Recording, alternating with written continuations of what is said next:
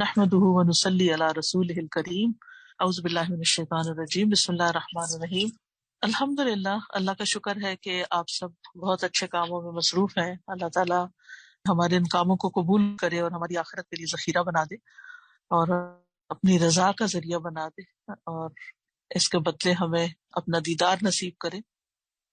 لیکن ہم سب انسان ہیں اور انسان ہونے کے ناطے ہمارے اندر جہاں ایک طرف کام کرنے کا جذبہ ہوتا ہے وہاں کبھی کبھی سستی بھی آ جاتی ہے. کبھی عبادات میں سستی آ جاتی ہے, کبھی دین کے کام میں سستی آ جاتی ہے. سستی کا مطلب ہوتا ہے کہ انسان دین اور دنیا کے کام یعنی ایسے کام کرنے سے بوجھل ہو جائے جن کے کرنے سے اسے بوجھل ہونا نہیں چاہیے. یعنی نماز آنکھوں کی ٹھنڈک ہے اور اسی طرح ہمارا دین کا کام جو ہے قرآن کی تعلیم دینا اور لینا دونوں ہی ایمان بوسٹنگ چیزیں ہوتی. لیکن ہم کبھی کبھی انسان ہونے کے ناطے کبھی بیمار ہوتے ہیں, کبھی کمزور ہوتے ہیں, کبھی تھک جاتے ہیں, کبھی بوجھل ہو جاتے ہیں. تو پھر کیا کیا جائے جب ایسی کیفیت ہمارے اوپر طاری ہو؟ تو بیسیکلی دیکھا جائے تو سستی جو ہے نا دو طرح کی ہوتی ہے. ایک تو عقل کی سستی ہوتی ہے اور ایک جسم کی سستی ہوتی ہے. عقل کی سستی یہ ہے کہ انسان غور و فکر نہ کرے, سوچنا چھوڑ دے, کسی چیز پہ فوکس نہ کر سکے اور اپنے دماغ کو استعمال نہ کرے. اور جسم کی سستی یہ ہے کہ انسان کاموں کو وقت پر نہ کرے اور جو نیکی کے کام ہیں ان میں پیچھے رہے, دوسروں کو دیکھتا رہے. تو نبی صلی اللہ علیہ وسلم نے سستی سے پناہ بھی مانگی ہے. تو سب سے پہلی چیز تو یہ ہے کہ انسان دعا مانگنا شروع کر دے کہ یا اللہ تو میری سستی دور کر دے جب کبھی ایسی کیفیت اپنے اوپر آئے. اللہم انی اعوذ بک من العجز والکسل والجبن والبخل والحرم واعوذ بک من عذاب القبر واعوذ بک من فتنۃ المحیا والممات. پھر اس کے بعد یہ ہے کہ سستی کے نقصانات پر انسان غور کرے. ابن قیم کہتے ہیں کہ نبی صلی اللہ علیہ وسلم نے بے بسی اور سستی سے پناہ مانگی کہ یہ دونوں ایک دوسرے کے ساتھی ہیں. تو اگر کوئی بندہ صحیح طور پہ عبادت نہیں کرتا اور اپنی اصلاح بھی نہیں کرتا اور اس پہ قدرت بھی نہیں رکھتا تو اس کے اوپر ایک بے بسی سی ہے, لیکن کام کرنا نہیں چاہتا تو یہ سستی ہے. تو بے بسی اور سستی جو ہوتی ہے یہ انسان کو ہر بھلائی سے محروم کر دیتی ہے اور اس سے شر نکلتا ہے. تو جو شخص بھی کامیاب ہونا چاہتا ہے اس کو سستی چھوڑنی پڑتی ہے. تو چاہے سستی تھوڑی دیر کے لیے ہو, کچھ دنوں کے لیے ہو, ذہنی ہو, جسمانی ہو, تو اس سے فوراً نکلنے کی کوشش کرنی چاہیے. اس کو اپنے اوپر طاری نہیں ہونے دینا چاہیے. اور سستی سے پھر یہ ہوتا ہے کہ مقاصد میں ناکامی حاصل ہوتی ہے, یعنی کہ انسان اپنے مقاصد کو نہیں پہنچ سکتا. خواہشات تو انسان کی بڑی بڑی ہوتی ہیں, تمنائیں, امیدیں, لیکن پھر جب کام نہیں کرتا تو پھر مقصد بھی نہیں پورا ہوتا. تو سستی کے خلاف ایک یعنی جنگ کرنی پڑتی ہے انسان کو بیسیکلی. اس کے بہت سے اسباب ہوتے ہیں. بعض اوقات یہ ایک نفاق کی قسم بھی ہو جاتی ہے اور بعض لوگ آرام پسند ہوتے ہیں کہ بس انف از انف, میں اس سے زیادہ نہیں سوچ سکتا, آگے کا نہیں سوچ سکتا اور نہیں کچھ کر سکتا. آرام پسندی بڑا مشکل ہو گیا ہے, it's too much for me. نہیں, جنت کا راستہ جو ہے نا مشکلات سے گھرا ہوا ہے اور جب انسان کو اوپر چڑھنا پڑتا ہے, بلندیاں حاصل کرنی پہ, تو اس کو سانس بھی چڑھتا ہے, اسے تکلیف بھی ہوتی ہے. وہ آرام دہ سفر نہیں ہوتا, لیکن یہ ہے کہ اس کے بغیر گزارا بھی تو نہیں نا, وہاں تو پہنچنا ہی پہنچنا ہے. تو یہ جو آرام پسندی ہے اس کو ترک کرنا چاہیے. ٹھیک ہے, ضروری آرام, دن کا قیلولہ, رات کا آرام بس کافی ہے.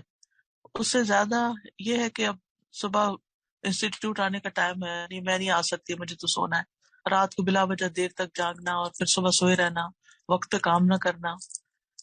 تو یہ انسان کے لیے آہستہ آہستہ پھر اسے خیر کے کاموں سے محروم کر دیتا ہے. پھر اسی طرح یہ ہے کہ بعض اوقات کچھ لوگ بس ویسے ہی ان کو فراغت پسند ہوتی ہے کہ فارغ رہیں, بہت زیادہ سٹریس نہ ہو ان پہ کاموں کا.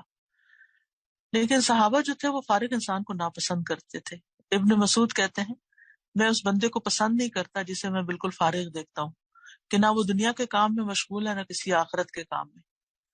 پھر اسی طرح یہ ہے کہ بعض لوگ بس عیش پسند ہوتے ہیں, بس ان کاموں کو کرنا چاہتے ہیں جن میں ان کو مزہ آتا ہے, وہ کام نہیں کرنا چاہتے جو ان کے نفس پہ بھاری ہوتے ہیں. تو ایسی صورت میں پھر یہ ہے کہ انسان کو سوچنا چاہیے کہ اس کا پھر انجام کیا ہوگا. دنیا میں تو میں عیش کر لوں گا، لیکن آگے کا پھر کیا بنے گا. اسی طرح کچھ صحت کا خیال نہ رکھنا، بعض اوقات بیماری جو ہوتی ہے وہ انسان کو سست کر دیتی ہے، یا زیادہ کھانا پینا جو ہے وہ انسان کے اندر سستی پیدا کر دیتا ہے، زیادہ سونا جو ہے وہ دل کو مردہ کر دیتا ہے. پھر یہ کہ سست لوگوں کی مجلس، اور لوگ کچھ نہیں گھر میں کام کر رہے تو پھر انسان کہتا ہے میں کیا کروں، کوئی بھی نہیں کر رہا. اور ماحول کا بگاڑ جو ہوتا ہے وہ انسان کو بیکار کر دیتا ہے، اور پھر انسان بعض اوقات کاموں کو ڈیلے کرتا رہتا ہے اور ابلیس پر کامیاب ہو جاتا ہے انسان کو بیکار کر کے کہ وہ اپنی زندگی کو ضائع کر بیٹھتا ہے. تو انسان کی عبادات بھی متاثر ہوتی ہیں، خدمت خلق متاثر ہوتی ہے، ریلیشن شپ متاثر ہوتے ہیں. اگر آپ سست ہیں، گھر کا کام نہیں کرتی، یا انسٹیٹیوٹ میں یا کہیں بھی جہاں بھی کام کرتے ہیں کام نہیں کرتی، تو ظاہر آپ کے کولیگس متاثر ہوتے ہیں، آپ کے لائف پارٹنر متاثر ہوتا ہے، آپ کے پیرنٹس متاثر ہوتے ہیں، وہ اڑتے جلتے رہتے ہیں. پھر اسی طرح ایسے لوگوں کا دل بھی سخت ہو جاتا ہے، احساس ذمہ داری ختم ہو جاتا ہے، اور وقت ضائع ہو جاتا ہے، اور وقت کی برکت بھی اٹھ جاتی ہے. تو اس لیے بہت ضروری ہے کہ ہم پر اگر کسی وقت بھی ایسی کوئی کیفیت آئے تو سب سے پہلے اللہ سبحانہ و تعالیٰ سے مدد مانگی جائے. ایک حدیث میں آتا ہے وَاسْتَعِن بِاللَّهِ وَلَا تَعْجِزْ، اللہ سے مدد مانگو اور کمزور نہ پڑو. پھر یہ کہ اللہ تعالیٰ سے پناہ طلب کی جائے، اور صبح اٹھنے کا وقت مقرر کیا جائے، اور پھر باقاعدہ اچھی طرح وضو کیا جائے، کیونکہ اچھی طرح وضو کرنے سے شیطان جو ہے اس کے جو اثرات ہوتے ہیں سوتے وقت انسان کے اوپر وہ ختم ہو جاتے ہیں. پھر ذکر اور نماز سے دن کا آغاز کیا جائے، اور پھر یہ کہ سابقین کی زندگیوں کے حالات کا مطالعہ کیا جائے، اور یہ بھی ذہن میں رکھا جائے کہ سستی جو ہے یہ منافقین کی صفات میں سے ہے. پھر یہ کہ باقاعدہ ورزش کا بھی کوئی پلان کیا جائے، اسٹریچز، ورزش، بریدنگ ایکسرسائزز، یہ بہت ضروری ہے ہم میں سے ہر ایک کے لیے. کچھ نہ کچھ واک کے لیے وقت نکالنا، راتوں کو زیادہ نہ جاگنا، ٹائم پر سونا. پھر اسی طرح یہ کہ اچھے لوگوں کی کمپنی اختیار کرنا جو اس کو وتواصوا بالحق وتواصوا بالصبر کریں. عیش پرستی چھوڑنا، بیکار قسم کی چیزوں میں دلچسپی نہ لینا. آج کل جو بہت زیادہ لوگوں کو متاثر کر دیا اور سست بنا دیا وہ میڈیا ہے، فون ہے، یہ مختلف چیزیں ہیں جن کو لے کے بیٹھے رہتے ہیں لوگ اور پھر کرنے کا کام نہیں کرتے. تو ابن جوزی کہتے ہیں سستی کا سب سے مفید ترین علاج یہ ہے کہ محنت کرنے والے لوگوں کی سیرت میں غور کریں، یعنی جو لوگ محنتی ہیں ان کی زندگیوں پر غور کیا جائے کہ وہ کس طرح جیتے. تو یہ چھوٹی سی چند ٹپس ہیں جن سے انشاءاللہ تعالیٰ آپ فائدہ اٹھا کے اپنے اوپر قابو پا سکتے ہیں، تاکہ جو کام آپ کر رہے ہیں اور بھی بہترین طریقے سے آپ کر سکیں. اللہ سبحانہ تعالیٰ ہمیں عمل کی توفیق عطا فرمائے. وآخر دعوانا ان الحمدللہ رب العالمین.